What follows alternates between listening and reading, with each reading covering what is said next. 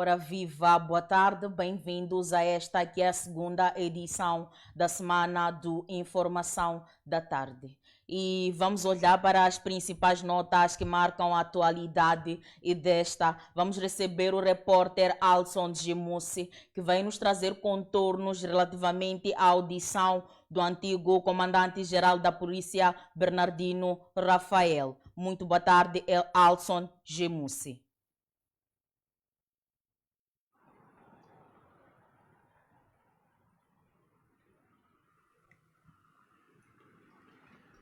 Ora viva, muito boa tarde a todos os telespectadores da tua TV, em especial aos que estão a acompanhar neste exato momento o Informação da Tarde. Dizer que estamos aqui na Avenida Vladimir Lenin, em frente à Procuradoria-Geral da República, para este dia marcado para a audição do antigo comandante da Polícia da República de Moçambique, Bernardino Rafael. Dizer que a nossa equipa, desde a manhã de hoje, está posicionada aqui mesmo de frente à Procuradoria-Geral da República. Sim, bem mesmo cedo, estava previsto mesmo que por volta das 9 horas seria ouvido o Bernardino Rafael. O que aconteceu na hora 9 é que certas viaturas, 3 viaturas acompanhadas com um carro da polícia, entrou em direção ao estacionamento, não entrou da habitual entrada principal da Procuradoria-Geral da República, o que fez é que entrou diretamente para o estacionamento, o que não nos deu para entender se realmente era mesmo o antigo comandante da Polícia da República a se fazer presente neste edifício, no interior da Procuradoria. E depois o que aconteceu é que ficou-se em silêncio, o ambiente calmo, não viu-se que de como é de habitual a polícia em grande número aqui. Foi um ambiente muito calmo, um ambiente cheio de jornalistas. A imprensa está aqui posicionada para fazer o seu trabalho, mas o ambiente que se vive neste exato momento é de um autêntico suspense, porque não se sabe efetivamente se o antigo comandante da polícia está mesmo na Procuradoria-Geral, porque não prestou, não desceu para prestar nenhum depoimento. No caso de já ter estado aqui, o que aconteceu é que certas viaturas entraram diretamente para o estacionamento e não fomos dados nenhuma indicação de que está presente neste momento. Neste momento a nossa equipe está aqui posicionada para trazer ao mínimo detalhe aquilo que está a acontecer, mas não há nenhuma novidade clara, precisa para trazer neste preciso momento.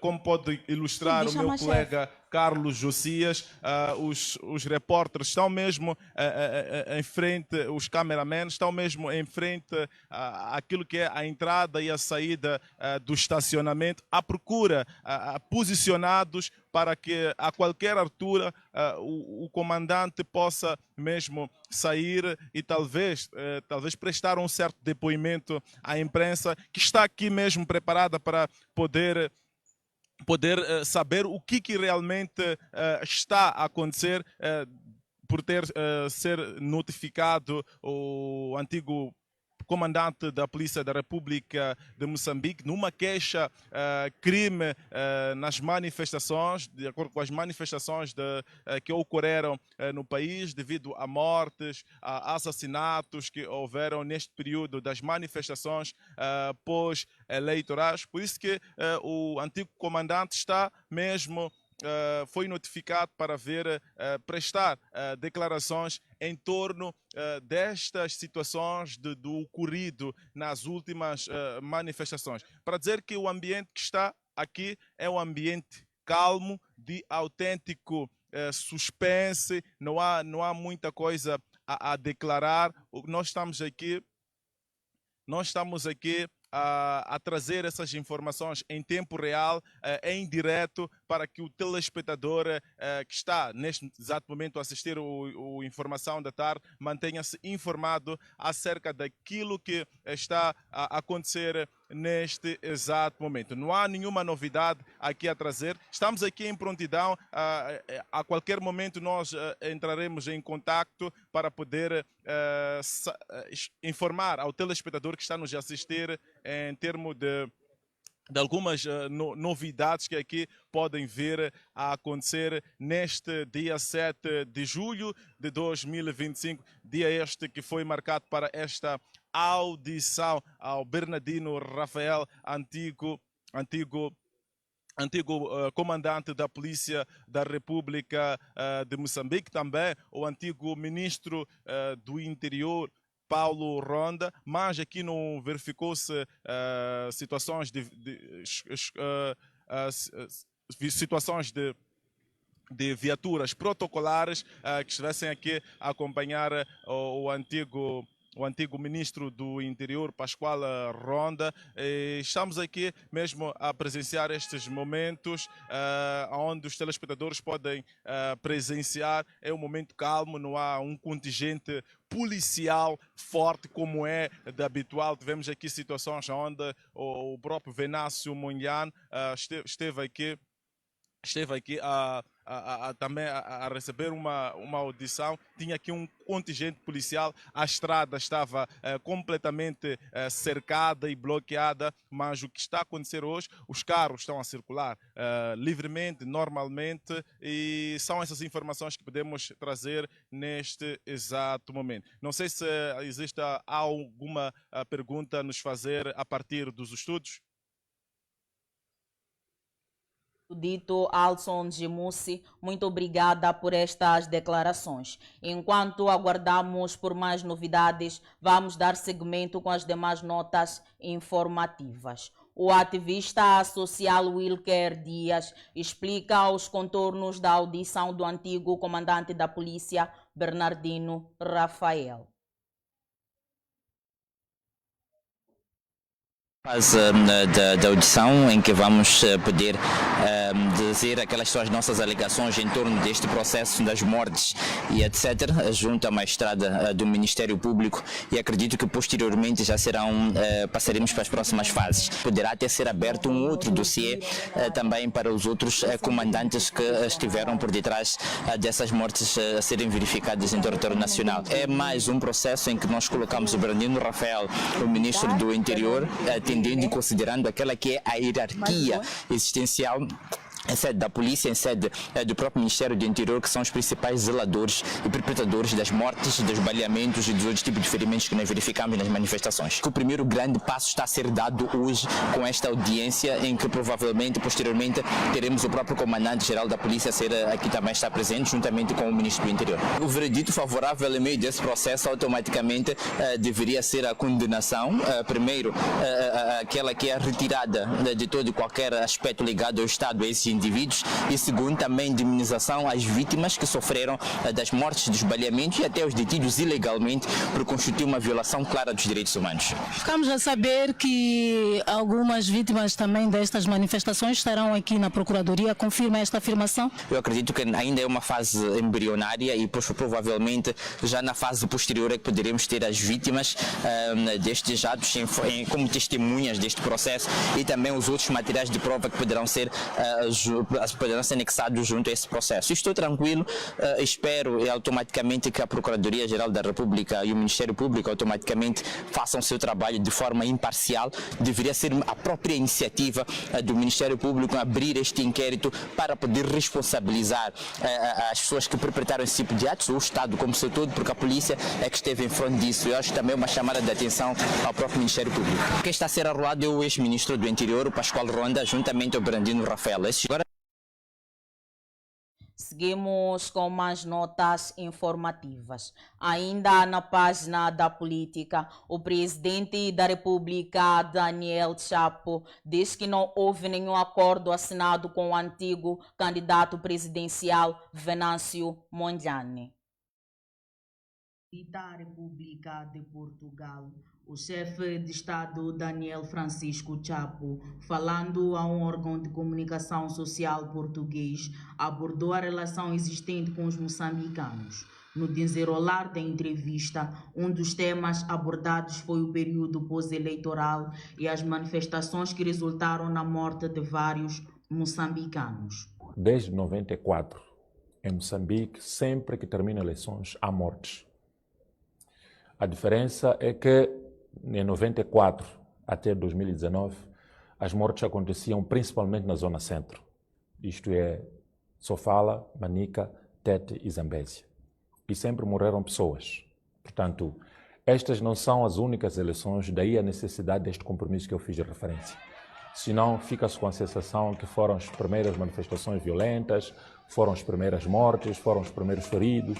Não são. Sempre em Moçambique houve mortes. Quem vai chegar à conclusão que há inocentes presos é a investigação que vai ser feita pela polícia, pelos tribunais, em que vai se chegar à conclusão que há pessoas realmente inocentes e estas devem ser soltas, e há pessoas que também são culpadas e estas não vão ser soltas. Repito, a inocência ou a culpa em função da investigação. Acho que a lei deve ter, ou melhor, deve ser feita com um bom senso. Não esquecer a necessidade de solidariedade, não esquecer a necessidade de comunhão entre as pessoas, a questão relacionada com a harmonia, a questão relacionada com a estabilidade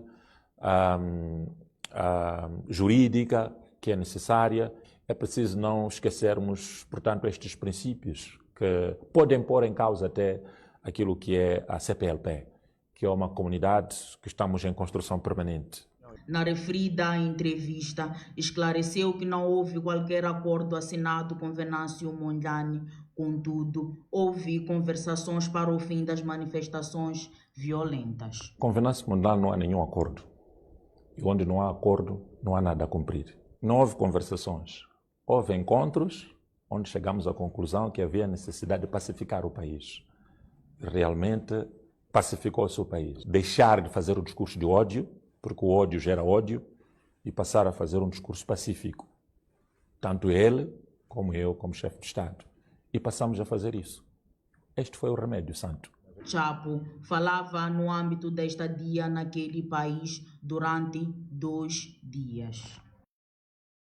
E para trás fica esta nota informativa. Seguimos para a província de Nampula, onde o comandante da 2ª Esquadra é acusado de desenhar um plano para deter um cidadão. De acordo com o cidadão, a sua detenção foi movida pela ação política e lança o dedo acusador ao comandante da 2ª Esquadra da PRM ao nível da cidade de Nampula, como sendo a pessoa que organizou o esquema que culminou com a sua detenção. Não sei o que eu fiz e onde aqui, no coiso, na formatura, eu ia ser chamado com coiso, com o seu comandante. Vim até aqui, quando cheguei aqui, apresentou-me na formatura. A única palavra que indignou a mim foi o seguinte, mas outra vez, foi diferente daquilo que nós estávamos a conversar. Disse, este senhor é que destruiu a Frelimo. Este senhor é que queimou as esquadras aqui. Esse senhor é que carregou as pessoas para queimar as esquadras. Eu, ontem, nem para jantar, hoje nem para escovar, estou com olhos vermelhos. Entretanto, a Polícia da República de Moçambique, na voz de Rosa Chauk, acusa o indivíduo de falsas qualidades e diz que a sua negação é uma manobra para se afastar da acusação. Esta informação não constitui a verdade. Nós teríamos recebido algumas informações, denúncias por parte de líderes do bairro onde este indivíduo reside. O mesmo, esta desordem pública foi criada a partir do bairro em que reside, onde ofendeu vários indivíduos, no sentido se pronunciando como sendo deputado da Assembleia, e foi possível a sua neutralização e neste momento encontra-se também sob nossa custódia, aguardando passos subsequentes para a sua responsabilidade. De referir que, na cidade de Nampula, ainda prevalece a insegurança no seio da população. Amos Manuel Cortes Sumulha, da capital do norte do país. Seguimos para Cabo Delgado, onde no âmbito do combate ao terrorismo, o MISA Moçambique denuncia repressões a jornalistas. O Instituto para a Comunicação Social da África Austral, MISA Moçambique, condenou o que descreve como atos de tortura psicológica, intimidação e confisco ilegal de equipamento jornalístico por parte de agentes das Forças de Defesa e Segurança contra 16 jornalistas no distrito de Macomia, em Cabo Delgado, na semana passada. Num comunicado a que a tua televisão teve acesso, datada de 3 de julho, a organização exige que o Ministério da Defesa Nacional se pronuncie com urgência sobre a ação que o MISA considera uma grave violação da liberdade de imprensa e dos direitos fundamentais dos profissionais da comunicação. Segundo o documento da organização, o incidente envolveu jornalistas que tinham autorização oficial para captar imagens de infraestruturas destruídas por terroristas na região de Macomia. Após entrevista com o administrador distrital Tomás Badai, os jornalistas foram impedidos por agentes da Unidade de Intervenção Rápida de filmarem as infraestruturas destruídas. Apesar de apresentarem a devida autorização, a equipa de jornalistas obteve autorização expressa do administrador distrital de Macomia para captar imagens de infraestruturas destruídas, incluindo a Secretaria Distrital e a residência oficial do próprio administrador. No entanto, ao chegarem à residência, atualmente ocupada por agentes da Unidade de Intervenção Rápida, foram interpelados por cerca de 5 agentes, alguns à paisana. Apesar de apresentarem a autorização e reconhecerem que a gravação dependia da anuência dos militares, a equipa foi impedida de prosseguir, uma vez que os agentes alegaram não poder autorizar a filmagem sem ordens superiores. Os jornalistas optaram por abandonar o local sem realizar as imagens. Pouco antes de deixar a vila, um homem e paisana supostamente ligado às forças de defesa sinalizou para a viatura dos jornalistas como se pedisse boleia. Ao não ser atendido, o indivíduo fotografou a matrícula da viatura. Horas depois, já em Miangalewa, a cerca de 70 km de Macomia, o grupo foi novamente interpelado por militares das Forças de Defesa e Segurança. Os jornalistas foram forçados a sair da viatura, tiveram os documentos recolhidos e foram alinhados para serem fotografados. Parte do material do trabalho foi temporariamente confiscado sem mandato ou explicação legal. Em seguida, foram levados de volta a Macomia, onde alegam terem enfrentado interrogatórios e tortura psicológica por parte das forças militares. Cabo Delgado tem sido considerada uma província quase proibida para jornalistas, marcada por casos de desaparecimento. A vítima mais recente é Arlindo Chissale, do portal Pinnacle News, desaparecido em 7 de janeiro. À época também apoiava o partido Podemos. Antes dele, em 7 de abril de 2020, o jornalista Ibrahim, de uma rádio comunitária em Palma, também desapareceu sem explicações. Segundo o MISA Moçambique, que pede esclarecimentos sobre o caso, o episódio retrata uma grave violação à liberdade de imprensa e os direitos dos jornalistas moçambicanos. E para trás fica esta nota informativa. Regressamos à cidade de Maputo, concretamente na província da Matola, onde os dados apontam que já somam 6 vítimas de baleamento. Aqui na cidade da Matola, quarteirão 28, aonde mais uma vez, posterior ao macabro assassinato que acontecera no Infulene na quarta-feira de manhã, hoje foi a vez da Matola. É que, segundo informações que nos foram trazidas aqui, a partir dos testemunhos que se encontram neste lugar, eram vários os cidadãos que se faziam em uma viatura em que eu e o meu colega Carlos Josias vamos retratar dentro de momentos, e, no entanto, 4 destes cidadãos foram atingidos mortalmente por balas. Sim, balas estas que foram projetadas a partir de uma AKM. Já não estão lá os corpos. Os corpos já foram removidos, sim, foram removidos 4 corpos que teriam então sido vítimas destas balas que, conforme os testemunhos dizem, foram disparadas em forma de rajada. Creio que seja aquela viatura de cor preta que tem as portas abertas. Não poderemos mais partilhar os corpos que foram aqui baleados, mas, no entanto, o estado em que ficou esta mesma viatura. Testemunhas no local disseram-nos que, dentre tantos jovens ou cidadãos que se faziam nesta viatura, 4 foram atingidos e recolhidos pela polícia, pelo carro da polícia, em forma de cadáver. Teriam visto a fugir e os outros não sabiam o paradeiro. Houve-se soar de alguns tiros, acho que é para dispersar esta população que pouco a pouco vai se aglomerando neste local. Há um cenário que está a acontecer aqui que até então não sabemos, não somos capazes de descrever o que é que está a acontecer aqui, mas o cenário não está nada bom. Muitas viaturas a circularem de forma rápida, ninguém sabe explicar o porquê. O certo é que cada vez... tiros a serem disparados aqui neste local, são tiros a serem disparados aqui neste local, mais para cima. É importante frisar que estes tiros estão a ser disparados para cima. Vamos tentar ouvir uma cidadã que está a dar umas declarações aqui. Sim, mãe. E para trás fica esta nota informativa. Ainda na página da criminalidade, estão a contas com a Polícia da República 2 cidadãos acusados de crimes de envenenamento e burla. Encontramos-nos aqui no comando da cidade, concretamente na cidade de Maputo, onde viemos entrevistar 2 cidadãos que estão a ser acusados de diferentes crimes. A acusação é que estou a ser acusado de burlas. Burla em que sentido? De que as viaturas que eu importei não chegaram. Explique-nos o que é que exatamente aconteceu nesta acusação.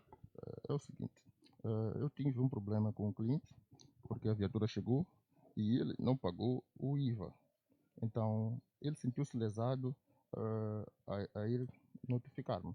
E nesta mesma vertente, quando ele foi notificar-me, apareceram os outros clientes por outro medo, porque sabendo eu como a pessoa que estou a tramitar esse processo já estava sob uma acusação, e outros acabaram temendo também. O senhor está a querer dizer que trabalha na importação de viaturas para Moçambique e, não cumprindo o prazo de entrega a um cliente, uma vez divulgada essa informação, outros demais clientes aproximaram-se? Exatamente, foi isso que aconteceu. E estes outros demais clientes que aproximaram-se também estão na mesma situação do primeiro? Não. Os restantes os carros estão no pátio, só estão à espera de ser tramitado o processo normal para a entrega. Em que situação é que a polícia lhe arrola para o comando da cidade? Eu sou detido por causa dessa acusação, uma vez que um deles foi queixar e apareceram os outros, mas os outros acabaram só fazendo o processo normal por questões também de garantia, uma vez que já alguém deu uma entrada de uma queixa. Todos os outros também sentiram-se com medo e acabaram notificando. O senhor fala de um cidadão a quem não cumpriu o prazo de entrega. Entretanto, a informação... Desculpa? Não cumprir. Ele tinha que pagar uma porcentagem e ele recusou-se. Então, o senhor não fez a entrega atempadamente porque ele não havia cumprido com os pagamentos? Sim, porque o carro dele paga IVA e ele não quis pagar o IVA, só pagou 5%. Então, o senhor está a falar que é uma única pessoa, entretanto, a informação que nos fora trazida a partir da polícia é que tratam-se de mais de 11 pessoas. O que é que tem a dizer em relação a isso? Conforme eu tinha dito, são 10 carros recebidos, mas o que está com complicações é esse que ainda não pagou o IVA. Então, os outros estão no processo do trâmite. Sim. Estes outros não foram lesados por si? Não é burla, não. E desde quando é que o senhor encontra-se aqui? Eu já estou aqui desde antes de ontem. O senhor tem uma empresa oficial de importação de viaturas? Não, trabalho por conta própria. Faz a importação de viaturas por conta própria. Exatamente. A sua idade? 38 anos. É a primeira vez que se encontra envolvido com a polícia? Sim, é a primeira vez. No mesmo âmbito, vamos também entrevistar uma cidadã que está a ser acusada de ter envenenado o próprio filho de 1 ano. Foste detida por quê? Tentei envenenar minha filha. Tentaste? Envenenar minha filha. Por que é que tentaste envenenar a tua filha? Não sei, eu estava fora de mim. Só sei que eu estava a ouvir vozes a me dizerem esses problemas que está a passar. Se for matar ela, onde passar também. Explica-nos lá como é que foi este processo, como é que fizeste, o que é que usaste, aonde é que foi, se tiveste alguma ajuda, de uma forma resumida e com a voz um pouco elevada, pode ser? Não tive ajuda de ninguém. Lidei aquilo ali de matar ratos. Quando? Ontem. A criança chegou a ingerir o produto? Sim. Explica lá, como é que foi? Foi ontem, já percebemos. Como é que tu fizeste este plano? De onde é que começa e como é que chegaste às mãos da polícia? É aquele líquido de gotas. Eu lhe dei algumas gotas. Então, quando eu estava no mercado, eu mandei mensagem para minha amiga, estando no chapa, a lhe dizer o que eu fiz, a pedir para ela levar minha filha para o hospital. Então, eu estava no chapa a chorar, estremecer. Uma moça me viu, perguntou o que estava a acontecer. Viu aquelas mensagens no meu telefone, me levou à esquadra. E quando isso aconteceu, estavas sozinha em casa? Não lidei em casa. Onde é que aconteceu? Lidei na rua. Na rua? Sim. Qual rua exatamente? O Leme. Levaste a criança para a rua, preparaste o veneno e fizeste com que ela consumisse o veneno, é isso? Aquilo ali vem preparado. Só lhe fiz tomar. E depois de uma vez ingerido o produto, onde é que deixaste a criança? Em casa da avó. Sem a avó saber que a criança tinha consumido o veneno? Sim. E o pai da criança, onde é que se encontra? Está lá na esquadra. O pai também foi pego de surpresa nesta situação? Sim. Quantos anos é que tens? 24. Disseste que andas a ouvir vozes, espíritos que te levaram a envenenar a tua própria filha. Que vozes são estas? Não sei, são vozes da minha cabeça que andavam a ministrar na minha cabeça. O que é que diziam exatamente as vozes? Diziam não te haver, já ter problemas por ter ela. Se ela perder a vida, tu não terás mais problemas. Não achas que é melhor se livrar dela? Estás arrependida? Muito. É a tua única filha? Sim. Segundo ela, por conta de algumas vozes espirituais que a diziam que a única forma dela resolver os problemas dela era acabar com a vida da própria filha, o que de facto tem. E depois de termos conferido este apontamento de reportagem, é a altura do Informação da Tarde observar uma breve pausa. Regressamos dentro de instantes.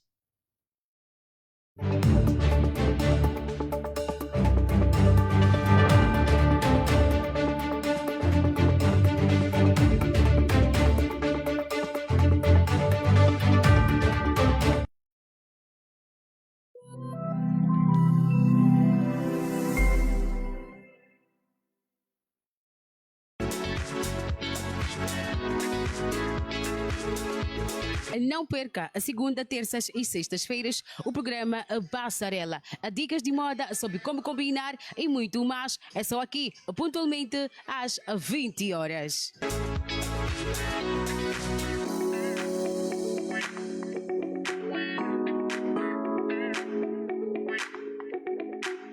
O melhor do entretenimento você assiste aqui no Show do Fred.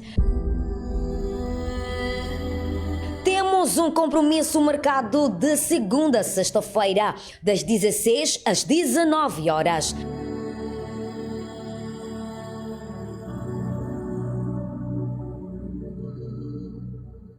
São 3 horas de puro entretenimento com bifes. Atenção, 82-35-40-326, este é o meu SOS bife, é o número que lhe dá acesso a fornecer bifes ao Fred. Debates. Prende esse rouba lá. Não sequestraram ninguém lá. Por que está a gritar com a polícia? Está tudo ligado. O país precisa de uma intervenção cirúrgica urgente. O país tem um cancro. E que este cancro precisa de uma intervenção cirúrgica. Muita música boa e videoclipes. Isto é algo para dizer. Caramba, meu! Que é isso? Show do Fred. Já não há nada. Obrigado pelo carinho da sua audiência. Obrigado, obrigado.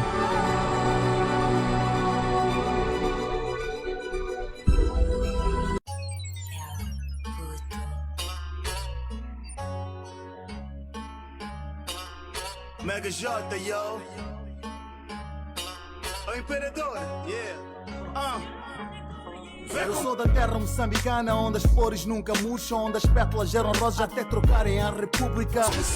Como é que é, pessoal? Eu sou o Mega J, o Imperador. Dizer que todos os sábados, das 15 às 17, o pessoal está aqui na tua TV a trazer o melhor do rap moçambicano e internacional. Só estamos a trabalhar com lusofonia. Fique atento, Raízes do Hip Hop, 15, 17, todos os sábados aqui na tua TV. Eu sou o Imperador, até já. Aqui, trazemos bom rap e bares sem fim. O que nos compete é te divertir. Promovendo shows e monte de flows, vídeos de mods que tu vais pedir. E é mesmo nós, já estás a sentir. Se te achas capaz também podes cuspir o teu verdadeiro freestyle. Se não for de raiz não vale, isso tudo na tua TV.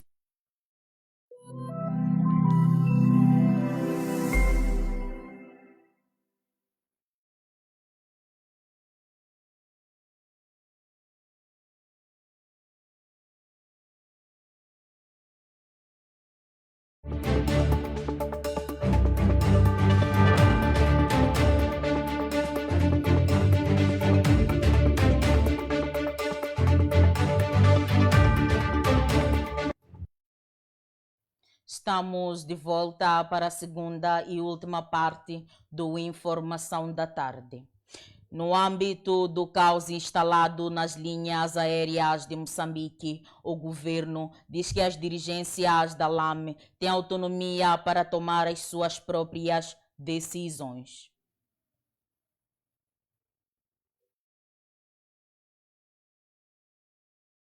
Em Moçambique, foi implementado uma equipe de acionistas que terá a capacidade de decidir o que o negócio pretende fazer, tendo autonomias para desenvolver a companhia de bandeira e alcançar os objetivos pretendidos.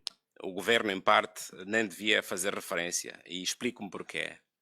O governo decidiu criar uma nova estrutura acionista e, como podem saber, a estrutura acionista tem a capacidade de decidir sobre o negócio que quer fazer. Ou seja, são empresas que têm autonomia de fazer as suas escolhas e tomar decisões que façam alcançar o resultado que o país pretende ou que o governo decide para a LAM, entanto que companhia de bandeira.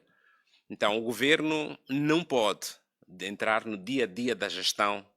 Não sei se compreendem o que estou aqui a dizer. O governo entendeu entregar a gestão ou criar um conselho de administração que é composto por empresas, acionistas. Então, os acionistas têm que ter espaço para tomar decisões sobre o negócio que, a partir de então, deve realizar. Até porque elas realizam tendo em conta as regras do mercado. Daí que as regras do governo, regras da administração pública, deixam de se aplicar de forma direta, portanto, ao negócio da LAM. Afirma ainda que esta transformação não está apenas vedada à LAM, mas também todo o setor de aviação e o seu ecossistema. Começou um processo de reforma na LAM e em todo o ecossistema do transporte aéreo. Isto afeta não só a LAM como companhia, mas também afeta todo o setor da aviação. É verdade, sim, que a Solenta Aviation remeteu todos os documentos, cumpriu com os requisitos legais para passagem de uma licença, mas, ao mesmo tempo, no quadro desta reforma, no quadro do conjunto de ações que estão a ser levadas a cabo, há medidas que estão a ser observadas para garantir que o contrato com a Solenta ou a autorização da Solenta responda a este processo da reforma que está em curso. Então, o que devo garantir é que, a breve trecho, no período em que foi estabelecido, para que uma comissão de trabalho esteja a fazer, não só naquele trabalho que nós vimos e temos estado a acompanhar para a LAM, está a acontecer, como disse, em todo, portanto, o ecossistema da aviação civil, um conjunto de ações. Não vai adiantar muito trabalhar apenas com a LAM se o ecossistema não está devidamente estruturado. Também é o que está a acontecer. Então, mais dias, menos dias, teremos o tratamento do assunto. E estamos a par, o Governo está a par, até porque o Ministro da área de Transportes e Logísticas tem estado em interação direta com a representação da Solenta Aviation para lidar com esta matéria de forma contínua. Então, não há nada que está fora do controle. Esta estruturação visa contribuir de certa forma para o aumento do tráfego de passageiros, a expansão do turismo e o transporte de carga. E para trás fica esta nota informativa. Jovem de 18 anos de idade é encontrado sem o braço após 2 semanas desaparecido. Saudações, caros internautas. Hoje iremos trazer uma história difícil de contar. A situação de um jovem de 18 anos de idade que desapareceu na sua residência e depois foi encontrado 2 semanas depois sem o seu membro ou com falta de um membro no seu corpo, neste caso, sem o seu braço.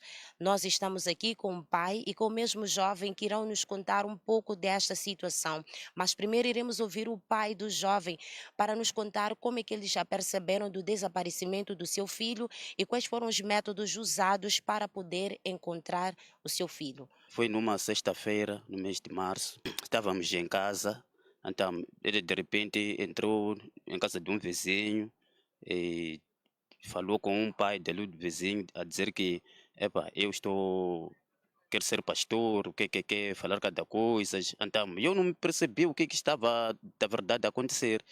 Então, quando o vizinho me chama, diz que o teu filho, será que o que está a dizer está certo? Eu não estou a entender nada. Então, de repente, ele desaparece de casa. Quando desaparece de casa, aquela coisa de que talvez já de voltar, uma semana acaba, nós estamos à procura. Fomos à esquadra, metemos o caso ali na 12ª esquadra, perto do Hospital de Mavalane. Fui entrar no Hospital de Mavalana à procura, todos os sítios dali, acidente, não encontrei, desisti.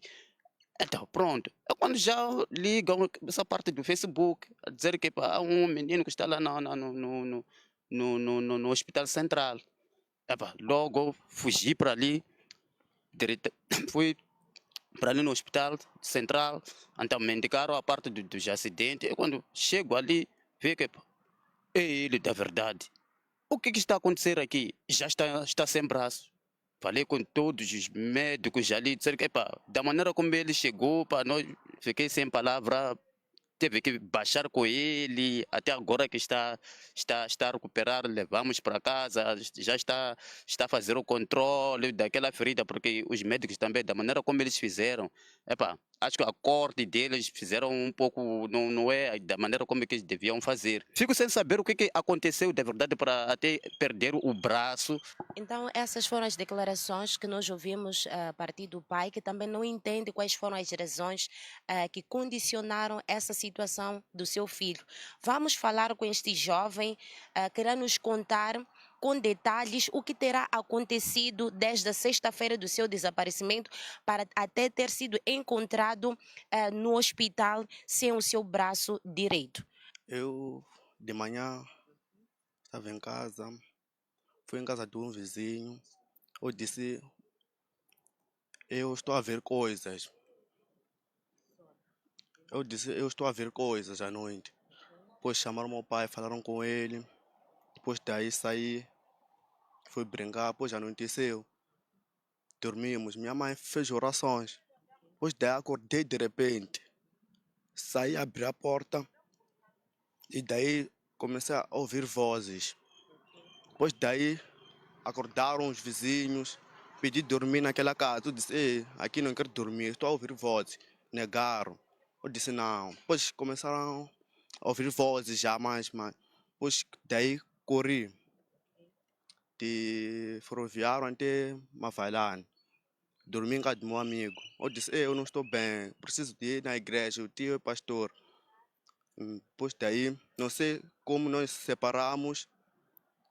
Depois daí, saí, fui, não sei onde fui, depois dormi à noite, na rua. Depois daí, quando acordo, estou a ver uma ambulância. Me metem naquela ambulância, quando faço isso, já não tenho braço. Depois me acompanharam no hospital, avaliaram, disseram que não, aqui não pode, só pode ir lá no hospital central. Depois me meteram numa sala no hospital central, me viram. Ali eu já, meu nome, já não conhecia meu nome, já. Eu disse, sou José. Isso aí me lembro, eu disse, sou José, eu já não lembrava de nada. Depois me internaram 1 semana e meia. Depois daí já entrei no Facebook, eu já conhecia a minha palavra passe, Facebook, sim. Publiquei, eu disse, estou aqui no Hospital Central, sem braço. Depois me encontraram minha família lá. Sim, depois apareceram. Depois daí me levaram para casa. Do que praticamente estavas a ouvir neste momento?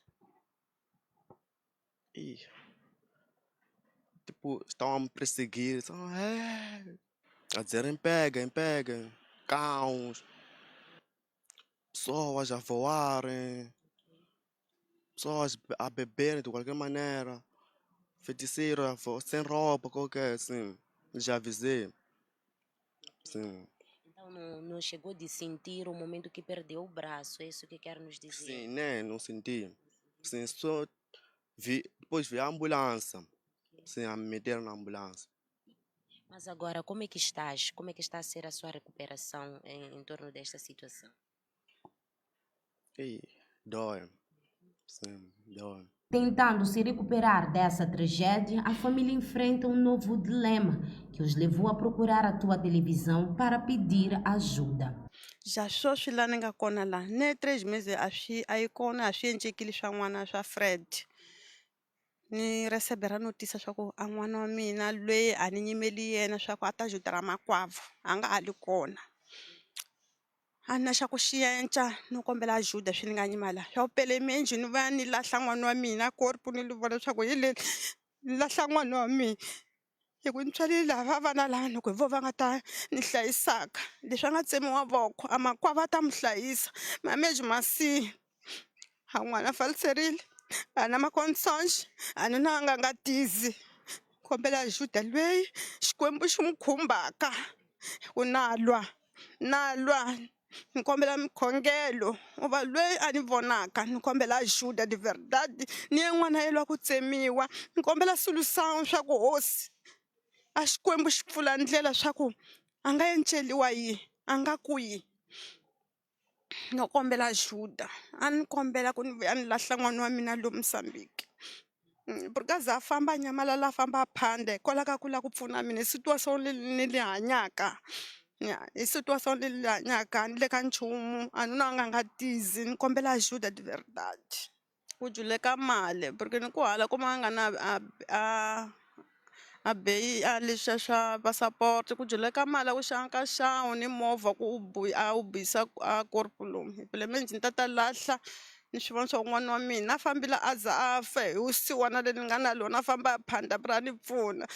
A família Novunga está abalada com a situação que está a viver neste momento e pede ajuda para minimizar a dor. E é com este apontamento de reportagem que encerramos a presente edição do Informação da Tarde.